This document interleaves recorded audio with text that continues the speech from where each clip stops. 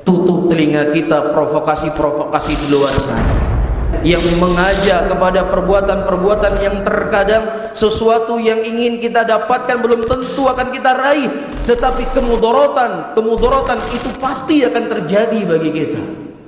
Sudah cukup negara Yaman sebagai contoh, sudah cukup negara Libya sebagai contoh, sudah cukup Suriah sebagai contoh.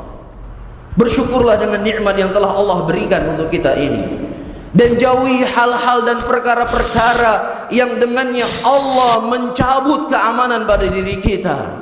Kita ingin melihat anak-anak bermain-main di sore hari, kita ingin bisa sholat, bisa sujud kepada Allah Rabbul Alamin. Jangan sampai perbuatan-perbuatan konyol kita, kesemangatan tanpa dibarengi dengan ilmu dan pijakan-pijakan yang jelas dalam agama, justru kerusakan demi kerusakan yang akan kita dapatkan.